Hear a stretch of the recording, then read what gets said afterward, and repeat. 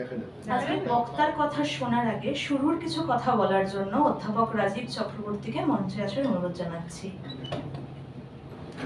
Debnarayan sir যেটা বললেন যে গ্রেগরি পেক, অড্রে হেপবার্নের কথা, এই প্রসঙ্গে মনে পড়ছে 1971 সালে অন ডেথ অ্যান্ড ডাইং বলে একটা বই বেরিয়েছিল এলিজাবেথ কুবলার রসের।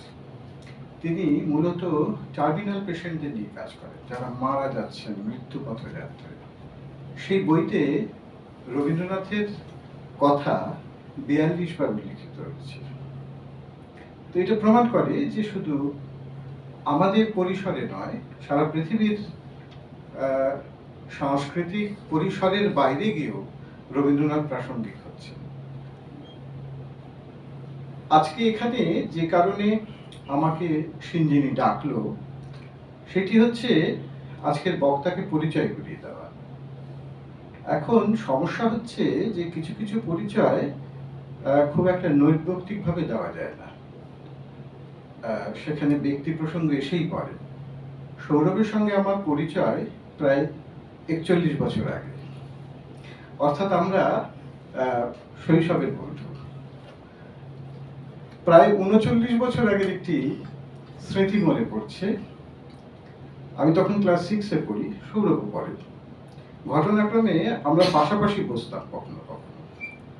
তা একদিন মনে আছে, আমার খাতাটা টেনে নিয়ে, ক্লাস চলছে, খাতাটা টেনে নিয়ে সৌরভ ওই ডট পেন দিয়ে সাদা খাতাটাকে ভরিয়ে দিল একটা ছবি এঁকে। আমার সেই প্রথম যে ছবি কিভাবে তৈরি হয়ে ওঠে সেই অভিজ্ঞতা হলো সৌরভের হাত ধরে। তো সেই সময় থেকেই সৌরভ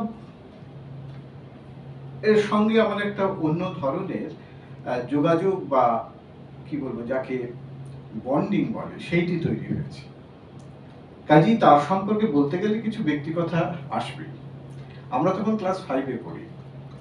আমাদের ক্লাস নিচ্ছেন বাংলার পরিতোষ মুখোপাধ্যায়। সেদিন সৌরভ আসেন, স্কুলে আসেন। হঠাৎ দেখলাম স্কুলের জানলা দিয়ে বাইরে থেকে একজন একটা কিছু ছুঁড়ে মারল। দেখা গেল একটা ডট পেনের ফাঁকা রিফিল, সেটাকে মাঝখানে কি করেছে জানি না, মাঝখানটা এরকম ভাবে খুলে আছে, দুদিকে সরু। তো পরিতোষবাবু তুলে দিতেন, তিনি ভয়ঙ্কর রাগী ছিলেন। আমরা পরিতোষবাবু এলে আমরা দরদর করে ঘামতাম, ভেতরে ভেতরে বুক কাঁপতো। তো উনি তুলে দিলেন, তুলে নিয়ে বললেন কে ছুড়লো? সৌরভ বাইরে থেকে, স্কুলে আসেনি, বাইরে থেকে জানলা দিয়ে বললো স্যার আমি, বলেই দৌড়ে পালালো। হ্যাঁ, তো পরিতোষবাবু ওটা দেখে রাগ করলেন না, এত রাগী মানুষ। তিনি বললেন করেছে ভালো, কিন্তু মানে ডট পেনের মাঝখানটা আগুনে একটু গরম করে পুড়িয়ে ফুলিয়ে দিয়েছে, দিয়ে ওটাই ওর কাজ। মানে এই ধরনের বিভিন্ন ধরনের মানে উপস্থিত বুদ্ধি এবং মাথা থেকে দুষ্টুমি বুদ্ধি বের করে সৌরভ আমাদেরকে মজিয়ে রাখত। সৌরভ এমনই। স্কুলে একদিন পাশের স্কুলের সঙ্গে আমাদের খেলা হয়, আমাদের স্কুল জিতেছে। পরের দিন সৌরভ স্কুলে এসে বুড়িমার চকলেট বোম ফাটিয়ে দিয়েছে দুটো, স্কুলে এসে আনন্দের চোখে। তো আমাদের হেডমাস্টার মশাই, তিনি এসে বললেন কে করেছে? সৌরভ গিয়ে বললো স্যার আমি, আমার কাছে আরো 3টে আছে, আপনি যদি মারেন ওই 3টেও ফাটাবো, যদি না মারেন দিয়ে দেবো আপনার হাতে। এবার হেডমাস্টার মশাই কি করবে দেখা, তিনি বলে আচ্ছা দিয়ে দেয়, আর কোনোদিন যেন না হয়। তো এই হচ্ছে আমাদের সৌরভ আর কি। তো এই সৌরভ, আমরা যখন স্কুলের গন্ডি ছেড়ে বেরোলাম, সৌরভ অন্য পথে চলে গেল। ও গভর্নমেন্ট আর্ট কলেজে গেল, সেখানে একটা নতুন জীবন, নতুন অভিজ্ঞতার সাক্ষী হলো। সেই অভিজ্ঞতার কিছু কিছু সাক্ষী আমরাও হয়েছি। এই যে ছবি দেখা, দেখতে শেখা, এটা তো এর একটা মহড়া লাগে, এর একটা শিক্ষা লাগে। সেই শিক্ষাটা সৌরভ আমাদেরকে দিয়ে চলেছে, আজও দিয়ে চলেছে। সৌরভ বর্তমানে college of art and design বর্ধমানে, সেখানে পড়ান। ও মূলত চিত্রশিল্পী এবং ভাস্কর দুই। এবং এখন সৌরভের 50 বছর বয়স। যে পরিমাণ কাজ ও এর মধ্যে করেছে সেটা অভাবিত। আমি সেই কাজের সঙ্গে পরিচিত বলে বলতে পারি যে যে ভাস্কর্য এবং চিত্রশিল্পী এত বিভিন্ন মাধ্যমে কাজ সৌরভের মতন কাউকে করতে দেখি, কিন্তু অবশ্যই নিভৃতচারী, নিজের মতো থাকে, সেই জন্য ওকে হয়তো অনেকে চেনেন না।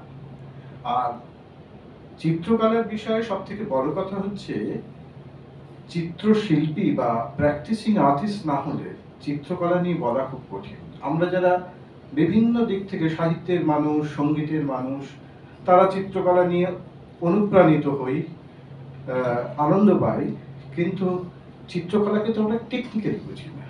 সেই টেকনিক্যালি বোঝাটা দরকার একজন চিত্রশিল্পীর কাছ থেকে। এটা মনে হয় রবীন্দ্রনাথও বলেছিলেন যে আমার ছবি চিত্রকরের পক্ষেই বোঝা সম্ভব, সব চিত্রকর নয়, যার ভাব আছে সেরকম চিত্রকর।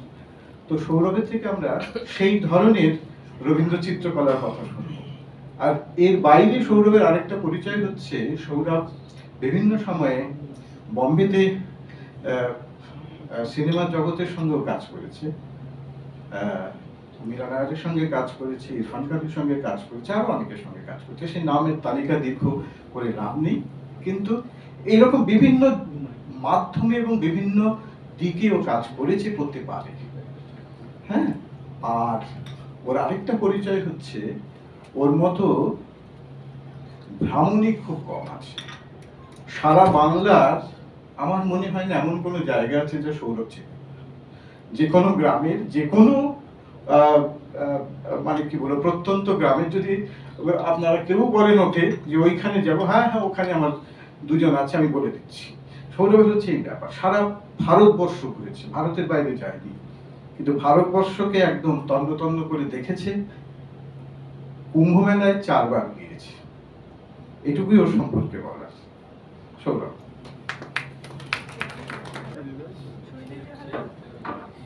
নমস্কার। আজকে এমন একটি দিনে আমি বলতে এসেছি, খুব সত্যি কথা বলতে গেলে এমন একটা সময়ে বলতে এসেছি যে সময়ে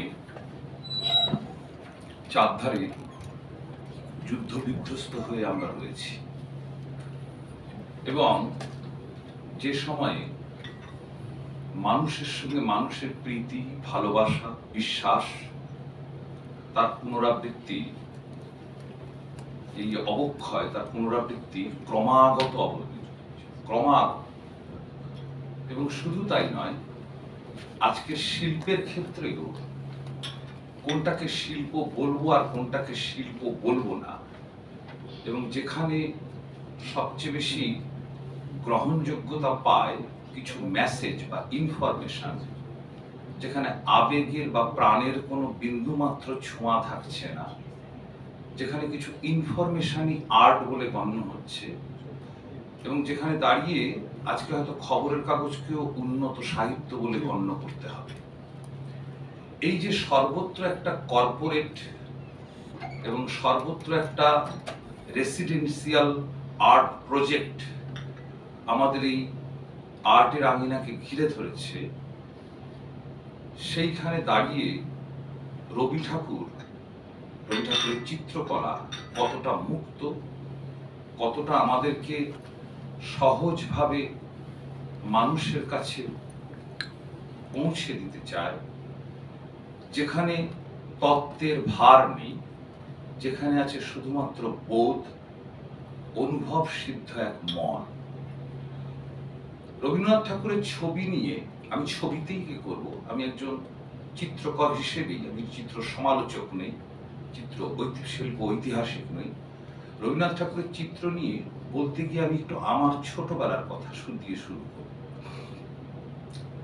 আমি যখন ক্লাস 4-5-এ পড়তাম, তখন আমাদের রবীন্দ্র জয়ন্তী হতো।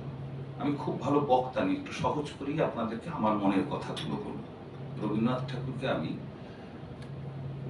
আমাদের আধুনিক শিল্পের শুধুমাত্র জনক নন, একজন আর্ট এডুকেটর হিসেবেই দেখছি। সুতরাং উনি আমার সেই অর্থে গুরুদেব। আমি আর্ট কলেজে একটা কলোনিয়াল সিস্টেমের ভেতর দিয়ে, একটা স্ট্রাকচারের ভেতর দিয়ে, যেটা ইন্ডাস্ট্রিয়াল আর্ট স্কুল ছিল, সেখানে যতই পড়াশুনো করি না কেন, সেইখানে যে দ্বন্দ্ব তৈরি হয়েছিল আমাদের দেশের আধুনিকতার অভিমুখ কি হবে, সেইখানে দাঁড়িয়ে এই গুরুই আমাদের পথ নির্দেশ করেছেন। এবং সেই ছোটবেলায় যখন রবীন্দ্র জয়ন্তী করতাম আমরা, প্রতিটি ক্লাসে ক্লাসে সেখানে ছবি আঁকতাম। কি আঁকতাম? রবীন্দ্রনাথ ঠাকুরের ছবি আঁকতাম, পোর্ট্রেট আঁকতাম একটা ব্ল্যাক বোর্ডে। তা আঁকতে পারতাম বলে সমস্ত ক্লাস থেকে আমার ফরমাইশ আসতো।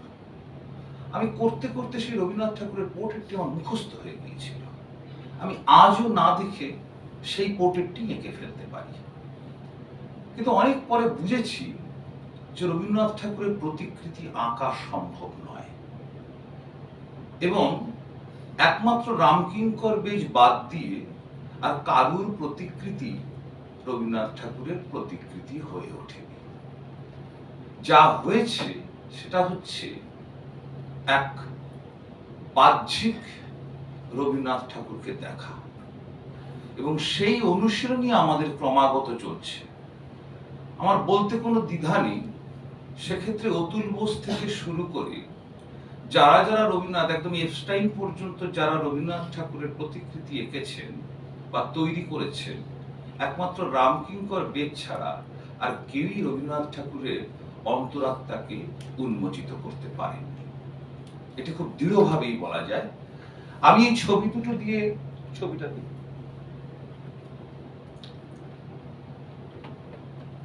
আমি এই ছবি দুটো দিয়েই শুরু করতে চাই। রামকিঙ্কর বেদ যে রবীন্দ্রনাথ ঠাকুরের প্রতিকৃতি তৈরি করেছেন, ইনি যুদ্ধ বিধ্বস্ত রবি ঠাকুর।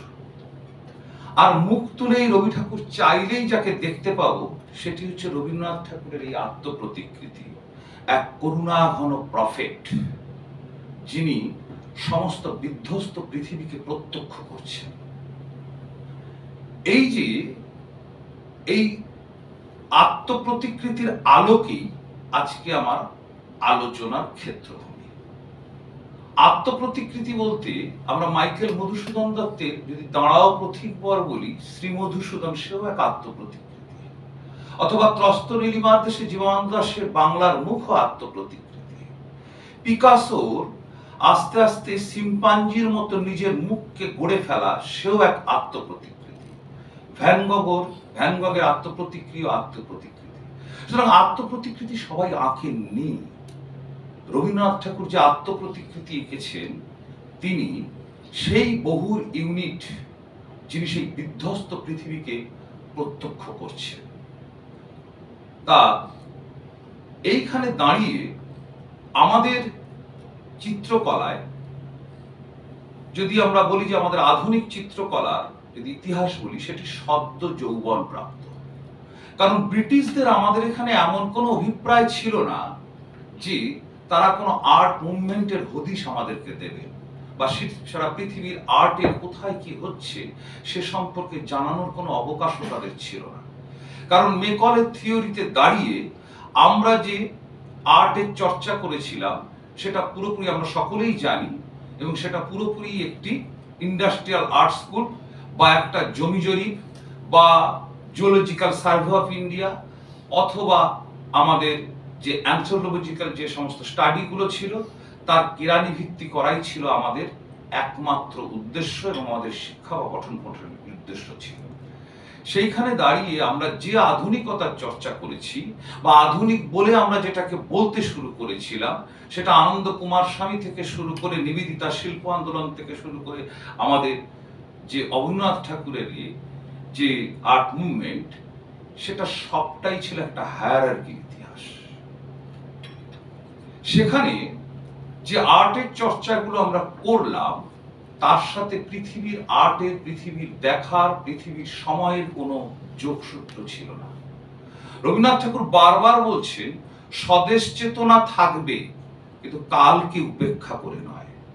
সুতরাং রবীন্দ্রনাথ ঠাকুরের ছবি সেই কালের দাবি নিয়েই এসছে, এবং সারা পৃথিবীতে যে কর্মকাণ্ড চলছে আর্টের সেই সময়ে, তার সমস্ত কিছুর ব্যাপারে রবি ঠাকুর অবগত ছিলেন, পুঙ্খানুপুঙ্খ ইনফরমেশন রাখতেন। এবং অনেকেই হয়তো বলবেন যে রবি ঠাকুর সার সংগ্রহকারী বা একলেকটিক একজন মানুষ, কিন্তু রবি ঠাকুর মোটেই তা ছিলেন না। তার ছবিগুলোর ভেতর দিয়ে আমরা যদি যাই, পরিষ্কার বুঝতে পারবো যে উনি সমস্ত কিছু দেখছেন, দেখে যেটিকে করছেন, যা উনি জানেন, যা উনি শিখেছেন এবং যা উনি বোধের ভেতর দিয়ে দেখছেন, তাকেই উন্মোচিত করছেন। সেটা একান্তই রবীন্দ্রনাথ ঠাকুরের নিজস্ব এক দীক্ষা, এবং যেটা আমাদের ভারতবর্ষের আধুনিক শিল্পের অভিমুখ হয়ে ওঠে। ঠিক যেভাবে আচার্য জগদীশচন্দ্র বোস যখন সমস্ত টেকনোলজি দিয়ে দ্বিতীয় বিশ্বযুদ্ধের সময় শত শত মানুষকে মারা হচ্ছে, তখন আমাদের বিজ্ঞান কংগ্রেসের অভিমুখ কি হবে? সেই উপনিষদের কথা উনি কোনোদিনই সেটা কিন্তু আবিষ্কার নয়, প্রমাণ করতে চেয়েছেন গাছের প্রাণ আছে, অর্থাৎ মানুষকে আরো কত অনুভূতি সম্পন্ন মানুষ হতে হবে। এই রবীন্দ্রনাথ ঠাকুর এবং জগদীশচন্দ্র বোসের যদি একই জায়গাকে যদি দেখা যায়, তাহলে রবীন্দ্রনাথ ঠাকুরের ছবিকে আমরা ঠিক ঠিক অনুধাবন করতে পারবো, হৃদয়ঙ্গম করতে পারবো, তার টেকনিকের ভিতর দিয়ে, তার কম্পোজিশনের ভিতর দিয়ে, তার ফর্মের ভেতর দিয়ে, সমস্ত কিছুর ভেতর দিয়ে আমরা দেখব যে রবীন্দ্রনাথ ঠাকুর কোন অনুভূতির কথা বলছেন, কোন মানবিক অস্তিত্বের কথা বলছেন। ফলত সারা পৃথিবীর এক অস্তিত্বের সংকটে দাঁড়িয়ে যে মুক্ত মানবিক মনের কথা যদি আমরা বলি, সেই দৃষ্টি দিয়েই আমাদের রবি ঠাকুরের ছবিকে দেখতে হবে। আমাদের রবীন্দ্রনাথ ঠাকুরের আগে পর্যন্ত আমাদের দেশের চিত্রচর্চা যদি দেখি, সে যদি অজন্তা থেকে শুরু করে আমরা পরপর দেখি, আমরা অজন্তা থেকেই শুরু করব, কারণ যেহেতু আমাদের আধুনিকতাই অজন্তা বা আমাদের স্বদেশ চেতনা বা আমাদের আঙ্গিক, ফলত যে শৈলীতে রূপান্তরিত হলো সেটি একটি ইউনিফর্ম ছাড়া আর কিছুই নয়। বেঙ্গল স্কুল যার জন্য একটি ইউনিফর্ম, একটা পোশাক তৈরি হলো। শৈলী সেখানে বড় কথা নয়, উপাখ্যান সেখানে বড় কথা নয়, কাব্যধর্মিতাও বড় কথা নয়, বিষয় সেখানে বড় কথা নয়, বিষয়ের অন্তরালে আর কি কি আছে। ফলত আমরা সমস্ত কিছুকে বিষয় দিয়ে দেগে দিয়ে, কাব্য দিয়ে দেগে দিয়ে, একটা বর্ণনাত্মক অনুশীলনের ভেতর দিয়ে ছবিকে দেখতে শুরু করলাম। আমাদের শিক্ষায় বারবার ধ্বনিত হলো যে এটা কি, এটা কিসের ছবি, এটার মানে কি। রবীন্দ্রনাথ ঠাকুর এখান থেকে আমাদের প্রথম বার করে আনলেন, বললেন না, এগুলোই সমস্ত কিছু অপরিহার্য নয়, ধর্ম অপরিহার্য নয়, স্বদেশ চেতনা অপরিহার্য নয়, দেশ চেতনাও অপরিহার্য নয়। অপরিহার্য তুমি কোন কালে দাঁড়িয়ে আছো, পৃথিবীর কোন কালের সন্ধিক্ষণে দাঁড়িয়ে রয়েছো, কোন অস্তিত্বের সংকটে দাঁড়িয়ে রয়েছো, সেইখান থেকে বিষয় অপরিহার্যতার বাইরে গিয়ে বোধের কাছে পৌঁছো। সেই বোধই রবীন্দ্রনাথ ঠাকুরের ছবি প্রাণভোমরা। জানলা দিয়ে তাকালে শত শত জিনিস, হাজার হাজার দৃশ্যপট আমাদের চোখের সামনে ভেসে উঠবে, কিন্তু কোন দৃশ্যটি আমাদের বোধকে নাড়া দেবে, কোন দৃশ্যটি বোধের অভিব্যক্তির কাছে নিয়ে যাবে, সেই অভিব্যক্তিটুকুকে নিয়ে নেওয়া। সুতরাং রবীন্দ্রনাথ ঠাকুরের ছবি যারা বলতে পারছে না তাদের মুখ থেকে তাদের কার্যকারণ, যে তাদের দুঃখের কার্যকারণ, তার হৃদয়ের ব্যথার কার্যকারণ সত্যগুলো সে বলতে পারছে না, কিন্তু একটু মুক্ত মন নিয়ে যদি দেখি তাদেরকে অনুভব করা যায়। সেই অন্ধকার থেকে আসা সেই মানুষগুলোর কথা যারা আমাদের চারপাশে রয়েছে, সেই স্তব্ধতার কাছে, সেই মৌনতার কাছে, সেই অনুচ্চারিতর ভেতরে যে তীব্র যন্ত্রণা রয়েছে, তাকে অনুধাবন করা বর্ণ সচেতনতার ভেতর দিয়ে। আমি একটুখানি বলি, রবীন্দ্রনাথ ঠাকুর যবে খুব পেশাগতভাবে, এখানে প্রফেশনাল শব্দটি আমরা উচ্চারণ করি সবসময় অর্থের নিরিখে। একজন শিল্পীকে যদি পেশাদারী হয়ে উঠতে হয়, তার শুধু টেকনিক শুধু নয়, তার সঙ্গে দর্শন, টেকনিক, সারা পৃথিবীতে কি কি হয়ে এসছে, অর্থাৎ এখানে একটা কালচারাল হিস্ট্রি খুব যুক্ত হয়ে পড়ে। আর্ট হিস্ট্রি বলে কোনো কথা হয় না। আর্ট হিস্ট্রি আজকাল পড়ানো হয় বটে, কিন্তু আর্ট হিস্ট্রি বলে কোনো শব্দ আছে বলেও আমার মনে হয় না সারা পৃথিবীতে। যা করি আমরা কালচারাল হিস্ট্রি। রবি ঠাকুর এই কালচারাল হিস্ট্রির ভেতর দিয়ে আমাদের ছবিকে বা আমাদের আধুনিকতা কি হবে তার দিক নির্দেশ করে দিচ্ছে, একদম একজন আর্ট এডুকেটরের দৃষ্টিভঙ্গি দিয়ে। সেই দিক থেকে দেখতে গেলে রবি ঠাকুরই আমাদের শিল্প গুরু, আধুনিক শিল্পের গুরু। আমরা অজন্তা থেকে আস্তে আস্তে যদি আমরা পরপর আসি, যেগুলো আমাদের নিবেদিতার শিল্প আন্দোলন বা অবনীন্দ্রনাথ ঠাকুরের হাতে এসে যা যা দেখেছি, সেখানে এক ধরনের হায়ারার্কির আর্ট, বিশেষত ঘরানা ভিত্তিক আর্ট, সেটা মোঘল হতে পারে, রাজপুত হতে পারে, অজন্তা হতে পারে, বাঘ হতে পারে, সবই কিন্তু আমাদের ক্লাসিক্যাল ওরিয়েন্টেশনের ভেতর দিয়ে আসছে। এক ধরনের সেখানে কিন্তু কমিউনিটিরও কোনো জায়গা নেই, সেটাখানে যা তৈরি হচ্ছে সবই ঘরানা ভিত্তিক একটা রাজ অনুশাসনে তৈরি শিল্প। তাকেই আমরা ভারতীয় শিল্প বলে দাবি করে আসছি। এবং আমাদের যদি কমিউনিটি বেস আর্ট চর্চার শেষ প্রতিনিধিত্ব করে থাকে, সেটি হচ্ছে কালীঘাট পট। তার একটা নিজস্ব স্টাইলাইজেশন আছে, আমাদের বটতলা চিত্রের একটা নিজস্ব স্টাইলাইজেশন আছে, সেখানে সমাজের প্রতিফলন ঘটেছে, ব্যঙ্গ বিদ্রুপ এসছে, চটুলতা এসছে। রবি ঠাকুর এইখান থেকে কিন্তু ছবিকে মুক্তি দেওয়া শুরু করলেন। আমাদের সমস্ত কিছু দেখার ভেতরেই এই কার্যকারণ সম্বন্ধ খুঁজে বেরিয়েছে। রবি ঠাকুর এই ইতিহাস চর্চার অভিমুখটা একটু বদলে দিতে চাইলেন।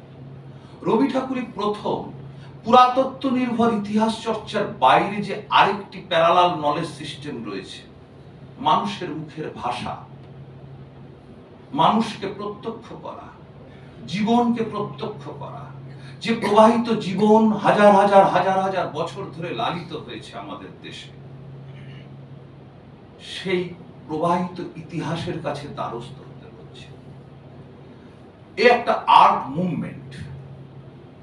সুতরাং ইতিহাস চর্চার, আমরা যে পুরাতত্ত্ব নির্ভর ইতিহাস চর্চার বাইরে যে আরেকটি ইতিহাস রয়েছে, যে আলোকে আমাদের আধুনিকতাকে দেখতে পারি, পার্সোনাল এথিক্স এর সঙ্গে যখন আমরা ক্লাসিক্যাল এথিক্স গুলোকে মার্চ করাচ্ছি, তখন রবীন্দ্রনাথ ঠাকুর যখন মার্চ করানোর চেষ্টা করছে, করে যখন একটা শৈলী বা বেঙ্গল স্কুলিংয়ের মতো একটা ইউনিফর্ম তৈরি করার চেষ্টা চলছে, তখন রবীন্দ্রনাথ ঠাকুর সারা পৃথিবীর আর্ট মিউজিয়াম গুলো দেখছেন, আর্ট মুভমেন্ট গুলো সম্পর্কে সচেতন হচ্ছেন, সেই সমস্ত কবি শিল্পীদের সঙ্গে সাক্ষাৎ করছেন, এবং পার্সোনাল এথিক্সকে কিভাবে অস্তিত্বের সংকটে দাঁড়িয়ে প্রিমিটিভ এথিক্সের সঙ্গে মার্চ করানো যায় সে নিয়ে ভাবনা চিন্তা করছে। সেই দিক থেকে রবীন্দ্রনাথ ঠাকুর ভারতবর্ষের শিল্পী নয়, সারা বিশ্ব শিল্পের অঙ্গনে রবি ঠাকুরের ছবিকে দেখতে হবে। ইউরোপে এই কর্মকাণ্ডটি শুরু হয়ে গেছে। আমাদের এখানে যখন ইন্ডাস্ট্রিয়াল আর্ট স্কুল তৈরি হচ্ছে, তখন ইউরোপে প্রচুর আর্ট মুভমেন্ট হয়ে গেছে। এগুলো সম্পর্কে আমরা সকলেই জানি। ব্রিটিশের কোনো ইচ্ছেই ছিল না যে টার্নার বা কনস্টেবল কি করছে একটু আমাদের এই ভারতীয়দেরকে দেখায়, সেই অভিপ্রায় বা ইচ্ছে তাদের কোনোদিনই ছিল না। একটু ইউরোপের দিকে যদি তাকাই, এই পার্সোনাল এথিক্সের সঙ্গে ক্লাসিক্যাল এথিক্সের যে যোগ বা ইন্ডিভিজুয়ালিটি, সেটা প্রায় আমরা মিকেলেঞ্জেলোর সময় থেকেই পেয়ে যাচ্ছি। ইন্ডিভিজুয়ালিটি, চার্চীয় অনুশাসনের বাইরে শিল্পকে দেখা, সেখানে মিকেলেঞ্জেলোর হাত ধরে আমি কেন রবি ঠাকুরকে নিয়ে বলতে গিয়ে ওইখান পর্যন্ত যেতে হচ্ছে, তার কারণও আছে। কারণ এই যে মিকেলেঞ্জেলো যখন কাজগুলো করছেন, তখন তিনি যেভাবে, আমরা জানি খুব ভালো করে যে প্লেটোনিক স্কুল থেকে শুরু করে যে ধরনের ক্যাথারসিস এন্ড মাইমেসিস আমাদের আর্টের ভেতরে, ওয়ার্ল্ড আর্টের ভেতরে আসছে, যেভাবে আমরা ট্র্যাজেডি এবং কমেডিকে দেখছি, যেভাবে অন্ধকারের সাধনায় লিপ্ত হচ্ছি আমরা, সেই ডাইং স্লেপের মধ্যে যে বিউটি রয়েছে, তা ইউরোপে বহু আগে চর্চা শুরু হয়ে গিয়েছে মিকেলেঞ্জেলোর হাত ধরে। তারপরে রদার হাতে এসে, কারণ তার আগেই ছিল সেই দোনাতেল্লোর ডেভিড আর মিকেলেঞ্জেলোর ডেভিডের মধ্যে যদি পার্থক্য করা যায়, দোনাতেল্লোর ডেভিড পুরো রাষ্ট্রীয় অনুশাসনের মধ্যে দাঁড়িয়ে রয়েছে, যেখানে এখনই মাথাটা তুলে সে সম্রাটের মতো নির্দেশ দেবে রাজ্য শাসনের, আর মিকেলেঞ্জেলোর ডেভিড অপার সৌন্দর্য নিয়ে দাঁড়িয়ে রয়েছে।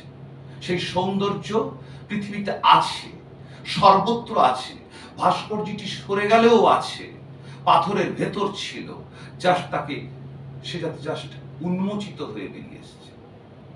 এই যে ডাইং স্লেভ, যেখানে অর্ধেক খনন করে উনি জাস্ট বার করে নিয়ে আসছেন, ঠিক এই পদ্ধতিতেই রদাও প্রচুর কাজ করেছেন, ভিক্টর হুগোকে করেছেন, অর্ধেক কার্ভিং করে সেই বেরিয়ে আসছে।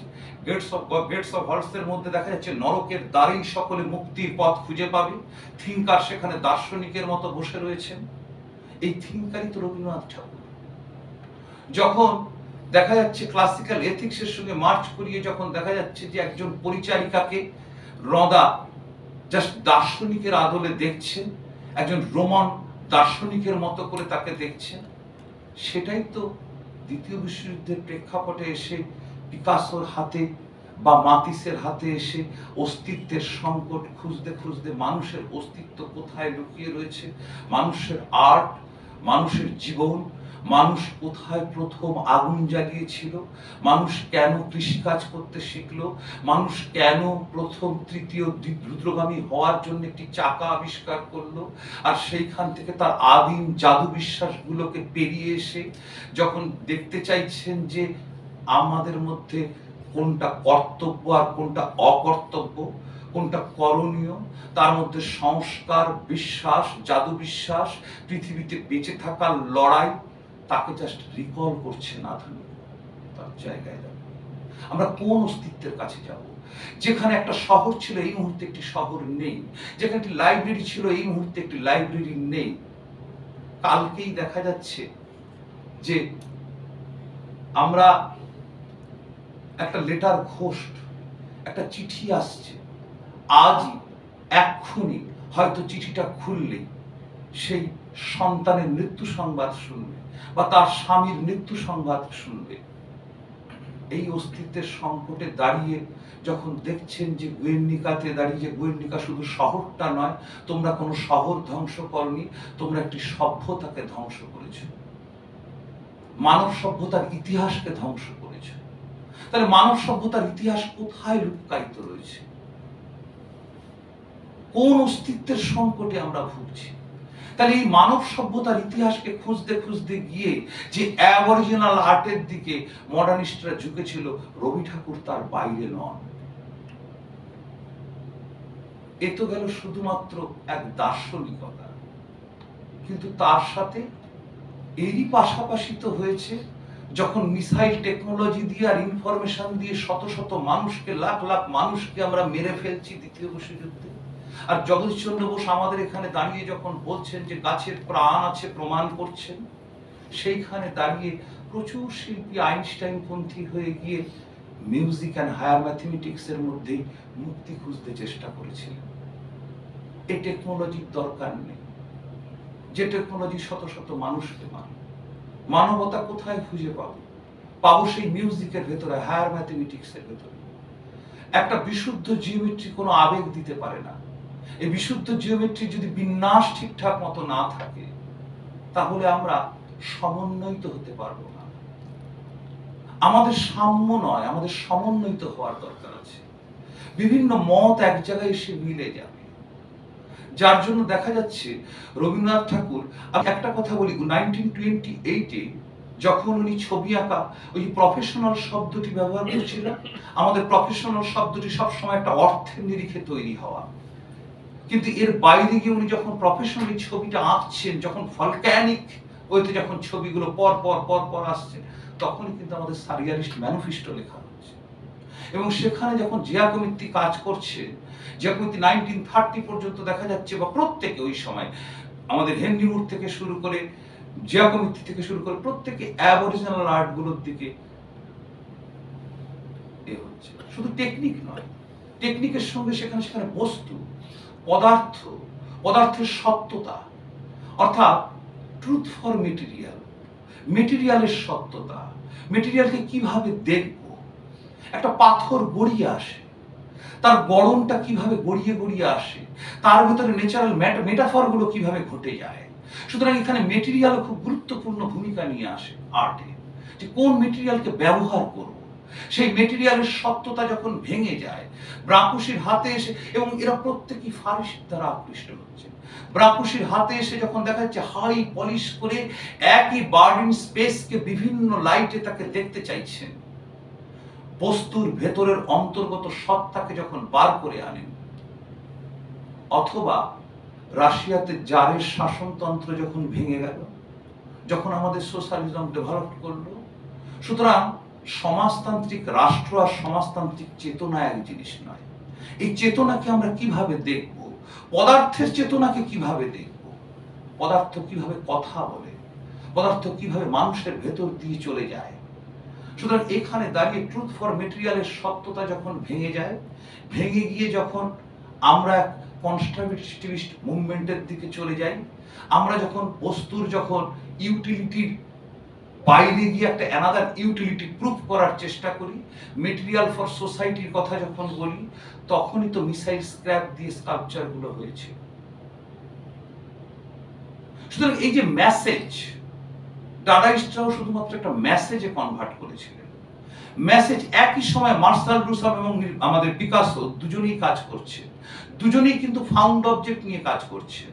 পিকাসো যেহেতু স্পেনীয় আর্মাডা ছিলেন, এবং অ্যাট দ্য সেম টাইম উনি যেহেতু ভীষণভাবে ফ্রান্সে থাকতেন, এবং ফ্রান্সের বাস্তিল দুর্গের পতন উনি অনেক আগে দেখে ফেলেছিলেন। সুতরাং মেটেরিয়াল ফর সোসাইটির বার্তা উনি বহু আগে পেয়েছিলেন, রাশিয়ার কনস্ট্রাকটিভিস্টদের অনেক আগে, বা যারা ডাডাইস্টদের অনেক আগে পেয়েছিলেন। উনি কিন্তু ফাউন্ড অবজেক্টকে বিউটিতে কনভার্ট করতে চাইলেন। আর আমেরিকাতে মার্শাল ডুচাম্পরা যেভাবে একটা স্যাটায়ার করতে শুরু করলেন, যেটা একটা মেসেজ, তোমরা আবার সভ্যতার কথা কি বলো, তোমরা একটা প্লাম্বার ছাড়া আর কিছু নয়, এই নাও ইউরিনাল, এটাই হচ্ছে ফাউন্টেন, দিস ইজ আর্ট। এই যে অ্যান্টি আর্টের চর্চা, আজকে দাঁড়িয়ে কোনটাকে আমরা আর্ট বলবো আর কোনটাকে আমরা আর্ট বলবো না, ভাষার বহুত্ববাদিতার জায়গায় যখন দাঁড়িয়ে গেছি, তখন রবি ঠাকুর আমাদের দিক নির্দেশ করছেন কি করতে হবে, আমরা কোন অনুভূতির কাছে যাব। ফলত রবি ঠাকুরের ছবিকে আমরা সেইভাবেই সেই জায়গা থেকে দেখব যে রবি ঠাকুর আমাদেরকে কোন দীক্ষায় দীক্ষিত করতে চান। শুধুমাত্র মেসেজ বা ইনফরমেশন, নাকি শুধুমাত্র কিছু টেকনিক, নাকি শুধুমাত্র কিছু আকার না আকারের স্বাধীনতা, ফর্মের স্বাধীনতা, বিষয় না বিষয়ের স্বাধীনতা, বিষয়ের অন্তরালে আর কি কি আছে, সেইটা টেকনিক, স্পেস, রংকে কিভাবে সাইন অ্যান্ড সিম্বলে কনভার্ট করছে, সেখানে স্পেসকে কিভাবে দেখছে, বর্ণ সচেতনতা, এবং শুধু তাই নয়, সারা পৃথিবীর শিল্পের বর্ণ সচেতনতা ধারাগুলোকে কিভাবে উনি অবজার্ভ করছেন, দেখছেন। ফলত সেইভাবে দেখলে আমরা হয়তো ইউরোপের আধুনিক চিত্রকলা থেকে মনে হবে যেন রবি ঠাকুর ওগুলো দেখে ফেলছেন আর ওখান থেকে অনুপ্রাণিত হচ্ছেন। না, উনি এগুলো সবই দেখছেন, কিন্তু তার আগে উনার যে ষড়ঙ্গ সূত্র জানাচ্ছে, উনি যে বারবার ষড়ঙ্গ সূত্রের কথা বলছেন, রূপভেদা প্রমাণানি ভাবনা লাবণ্য যোজনম সাদৃশ্য বর্ণিকা মঙ্গম, রূপকে কিভাবে ভেদ করতে হয়, সাদৃশ্যকে কিভাবে দেখতে হয়। সুতরাং ইউরোপ যেভাবে সাদৃশ্যকে খুঁজছে, আমরা তো সেইভাবে সাদৃশ্যকে দেখি না।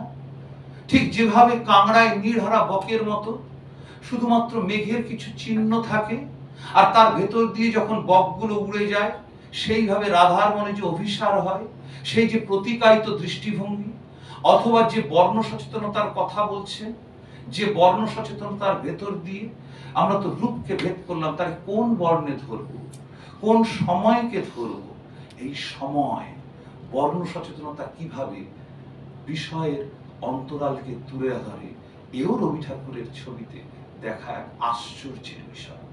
ফলত যাকে আমরা বলছি টেকনিক, রবি ঠাকুরের ছবিতে সেই টেকনিক ছবিকে এগিয়ে নিয়ে যাচ্ছে, একটি লেয়ার আরেকটি ভবিষ্যৎ লেয়ার তৈরি করছে। ফলত সম্পূর্ণ চিত্রকলা, যাকে আমরা বলি সম্পূর্ণতা, একটা আদর্শ সৌন্দর্য, একটা আদর্শ ছবি, না, রবি ঠাকুরের চেষ্টা কোনোদিন করেননি।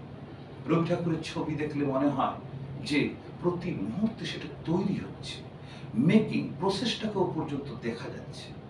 ফলত এই যে ওয়াশ স্ক্রামলিং করছেন কখনো কখনো ব্রাশিং এ, কখনো কখনো ছেঁড়া ছেঁড়া লাইন, কখনো কখনো আপাত ফ্র্যাগমেন্টেড দৃশ্যগুলোকে সমস্ত একীভূত করছে। একটা বহুর ভিক্ষা দেওয়া, একটা ছোট ইউনিট, সেই ইউনিটটা ছড়িয়ে পড়তে চায় চারধারে। যে রেখাগুলোকে আমরা বলছি আপাত বিচ্ছিন্ন, তারাই একটা জায়গায় সংরচিত হতে চায়। এই সমস্ত কিছু নিয়ে এক আর্তনাদ, একটা করুণাঘন মুহূর্ত, একটা রস, সেটা হচ্ছে এক ধরনের বিরহ রস। রবি ঠাকুর বারবার রসের কথা বলছে, বারবার ছন্দের কথা বলছে, যেটি আমাদের ইউরোপীয় আধুনিকতায় আসেনি। এই ছন্দ, এই পাশ্চাত্যের ছন্দ জ্ঞান, যেখানে কোনো স্ট্যাটিক নয়, যা আছে সব ডায়নামিক। যে স্পেসকে দেখছি সেটি সারফেস নয়, সেটি স্পেস। সেই স্পেসকে অনুভব করতে হয়। এই অনুভবের সাধনা তার ছবির মধ্যে কিভাবে আছে, এই দুইকেই উনি সমন্বয়িত করছে নিজের আত্মিক বোধ দিয়ে, তার নিজস্ব টেকনিক দিয়ে। কিন্তু এই টেকনিকগুলো কিন্তু তিনি সমস্ত স্টুডিওতে গিয়ে প্রত্যক্ষ করেছেন। উনি ছবি আঁকার আগে ছবি কিভাবে দেখতে হয় এই নিয়ে কথা বলে গেছেন, তার সমস্ত লেখা পত্র সমস্ত কিছু। ঠিক গানে যেভাবে উনি কালোয়াতি খুব একটা পছন্দ করতেন না, ঠিক সেইভাবেই ছবিতেও উনি কিন্তু কোনোদিন এই টেকনিকের মধ্যে আবদ্ধ থাকতে চাননি। টেকনিক সেখানে আরেকটি টেকনিকের জন্ম দেয়, একটি লেয়ার আরেকটি লেয়ারের জন্ম দেয়। এই লেয়ার আফটার লেয়ার যেতে যেতেই একটা কখন জানি সম্পূর্ণতার দিকে এগিয়ে যাচ্ছে, একটা রূপের পূর্ণতার দিকে এগিয়ে যাচ্ছে। তাকে ধরা যায় না, তাকে শুধুমাত্রই অনুভব করতে হয়। আমি একটু রং নিয়ে রবি ঠাকুরের লেখা একটু ছোট্ট জায়গা পড়ব। রং আর রেখা এই দুই লইয়াই পৃথিবীর সকল রূপ আমাদের চোখে পড়ে। ইহার মধ্যে রেখাটাতেই রূপের সীমা টানিয়া দেয়। এই সীমার নির্দেশই ছবির প্রধান জিনিস। অনির্দিষ্টতা গানে আছে, গন্ধে আছে, কিন্তু ছবিতে থাকিতে পারে না।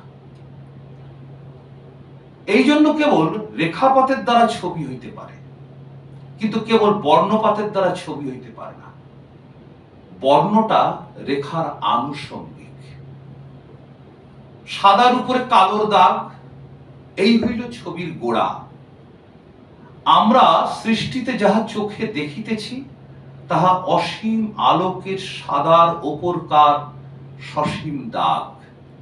এই দাগটা আলোর বিরুদ্ধ, তাই আলোর উপর ফুটিয়া ওঠে। আলোর উল্টা কালো, আলোর বুকের উপর ইহার বিহার। কালো আপনাকে আপনি দেখাইতে পারে না, স্বয়ং সে শুধু অন্ধকার দোয়াতের কালির মতো। সাদার ওপর যেই সে দাগ কাটে, অমনি সেই মিলনে সে দেখা দেয়। সাদা আলোকের পটটি বৈচিত্র্যহীন ও সিঁদুর, তার উপরে কালো রেখাটি বিচিত্র নৃত্যে ছন্দে ছন্দে ছবি হইয়া উঠিতেছে। শুভ্র ও নিস্তব্ধ অসীম রজত গিরিনিভ, তারই বুকের উপর কালির পদক্ষেপ চঞ্চল হইয়া সীমায় সীমায় রেখায় রেখায় ছবির পরে ছবির ছাপ মারিতেছে। কালী রেখার সেই নৃত্যের ছন্দটি লইয়া চিত্রকলার রূপভেদা প্রমাণানি। নৃত্যের বিচিত্র বিক্ষেপগুলি রূপের ভেদ আর ছন্দের তালটি প্রমাণ। আলো আর কালো, অর্থাৎ আলো আর না আলোর দ্বন্দ্ব খুবই একান্ত। রঙগুলি তারই মাঝখানে মধ্যস্থতা করে। ইহারা যেন বিনার আলাপের মিড়। এই মিড়ের দ্বারা সুর যেন সুরের অতীতকে পর্যায়ে পর্যায়ে ইশারায় দেখাইয়া দেয়। ভঙ্গিতে ভঙ্গিতে সুর আপনাকে অতিক্রম করিয়া চলে, তেমনি রঙের ভঙ্গি দিয়া চোখ আপনাকে অতিক্রম করে। রেখা যেন অরেখার দিকে আপন ইশারা চালাইতে থাকে। রেখা জিনিসটা সুনির্দিষ্ট, আর রং জিনিসটা নির্দিষ্ট অনির্দিষ্টের হেতু, সেতু। তাহা সাদা কালোর মাঝখানকার নানাটানির মিল, সীমার বাঁধনে বাঁধা কালো রেখার তারটাকে সাদা যেন খুব তীব্র করিয়া আপনার দিকে টানিতেছে। কালো তাই কড়ি হইতে অতি কোমলের ভেতর দিয়া রঙে রঙে অসীমকে স্পর্শ করিয়া চলিয়াছে। তাই বলিতেছি, রং জিনিসটা রেখা এবং অরেখার মাঝখানের সমস্ত ভঙ্গি। রেখা ও অরেখার মিলনে যে ছবির সৃষ্টি, সেই ছবিতে এই মধ্যস্থের প্রয়োজন। অরেখ সাদার বুকের উপর যেখানে রেখাকালীন নৃত্য, সেইখানে রংগুলি যোগিনী।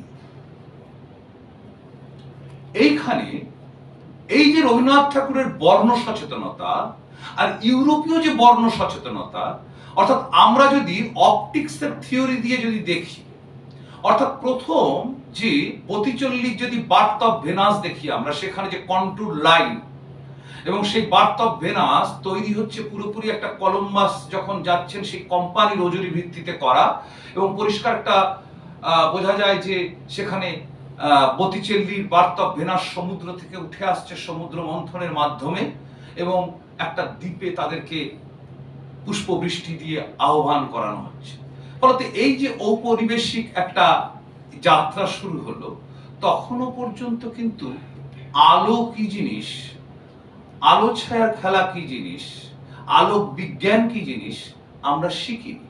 দা ভিঞ্চি প্রথম তার মোনালিসার পোর্ট্রেটের মধ্যে এই কন্ট্যুর লাইনকে ভেঙে দিলেন। কন্ট্যুর লাইনকে ভেঙে দিয়ে এক রিফ্লেক্টিং টোনে কনভার্ট হলো, যেখানে ব্যাকগ্রাউন্ডে দেখা যাচ্ছে একদিকে ল্যান্ডস্কেপ একটু নিচু, আরেক দিকে ল্যান্ডস্কেপ একটু উঁচু। এক ধরনের রহস্যময়তা, এক ধরনের মিস্ট্রিসিটি জেনারেট করলো, সেটা আলোক বিজ্ঞানের হাত ধরে। সেখানে বস্তু এবং তারপরে নিউটনের অপটিক্সের থিওরিতে দাঁড়িয়ে যে ধরনের আমরা প্রিজম বা যে ধরনের কিউরোস্কিও লাইটকে আমরা দেখছি, সেই লাইট তো বিজ্ঞান, সে তো ডান দিক থেকে বাঁ দিকে এসে পড়ে। সেখানে তো নাটকীয় লাইট, লাইটের সোর্স আছে। রবি ঠাকুর যে আলোর কথা বলছেন, এ আলো তো সে আলো নয়। এবং সেখানে আলো ছায়ার খেলার বাইরে গিয়ে ব্যারক থেকে যখন আমরা আস্তে আস্তে যখন ঠিক ফরাসি বিপ্লবের সময় গইয়া বা আমরা যখন দেলাক্রোয়ার ছবি দেখছি, সেই তো ব্যাকগ্রাউন্ড ব্ল্যাক। সেই অন্ধকার থেকে তারা বেরিয়ে আসছে বিপ্লবের কথা বলবে বলে। রবি ঠাকুর সেই আলোক বিজ্ঞানকে দেখলেন বা সেই দর্শনকে দেখলেন। সুতরাং এই যে আলোকে দেখব কিভাবে, বস্তুর অস্তিত্ব কিসের উপর দাঁড়িয়ে রয়েছে, বস্তুর কাঠামোর উপরে, নাকি না বস্তুর সঙ্গে আরো অন্য বস্তুগুলোর সম্পর্ক রয়েছে, তার মধ্যে কোন ছায়া পড়ে, সেই তো প্রতিচ্ছায়াবাদ, সেই তো আমাদের ইমপ্রেশনিস্ট। যে আলোক বিজ্ঞান বা ফটোগ্রাফিক ইমেজের বাইরে গিয়ে ছবিকে দেখা, সে তো পাশ্চাত্য থেকেই তারা নিয়েছেন। সুতরাং ওই অপটিক্সের থিওরির বাইরে গিয়ে রবি ঠাকুর যে আলোকে দেখছেন, সেই আলো একদিকে যেমন উদ্ভাসিত হচ্ছে এক ধরনের বিরাট বিস্তৃতির মাঝখানে, স্পেসের ভেতরে যে আলো বিচ্ছুরিত হয়ে যায়, সেখানে কোনো ডান দিক থেকে কোনো নাটকীয় আলো নয়, সে আলো হচ্ছে একটা ম্যাজিক, যে আলোর সামনে মুক্তির কথা বলা যায়, সেই অন্ধকার থেকে উৎসারিত আলো। তাই রবি ঠাকুরের ছবিগুলো দেখবেন আপনারা, যে করুণ রসে সে আলোকিত হয়ে উঠছে বা উদ্ভাসিত হয়ে উঠছে, তার পশ্চাৎপটটা সেই দেলাক্রোয়ার মতো ব্ল্যাক। তারা সেই অন্ধকার থেকে সেই বাঁচার কথা বলতে চায়, খুব গোপনে, সুপ্তভাবে তাদেরকে আড়ালেই দেখে ফেলতে হয়। রবি ঠাকুরের সমস্ত ল্যান্ডস্কেপ গুলো আমরা যখন দেখব, তখন দেখব যে লুকিয়ে নেচারকে দেখা, নেচারের মধ্যে গিয়ে নেচারকে দেখা নয়।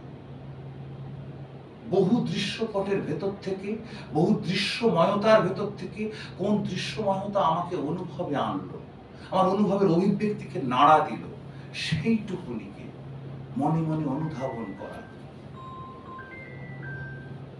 এই যে বর্ণ সচেতনতা, এ কিন্তু একদিকে যেমন ইউরোপের অপটিক্সের থিওরিকে যখন বাদ দিয়ে ব্যারক থেকে আস্তে আস্তে যখন সে বিপ্লবের কথা বলতে শুরু করলো, আলোক বিজ্ঞান যখন ভাঙতে ভাঙতে ভাঙতে ভাঙতে বস্তুর অস্তিত্ব যখন আর কিছুই থাকে না, যখন শুধু করার আনন্দটাই থাকে, যে অ্যাবস্ট্রাক্ট ইমপ্রেশনিজম ডেভেলপ করলো, ওই যে হায়ার ম্যাথমেটিক্স আর মিউজিকের কথা বলছিলাম, রবি ঠাকুর তাকেও তুলে আনলেন তার ছবিকে, তাকেও পর্যবেক্ষণ করলেন।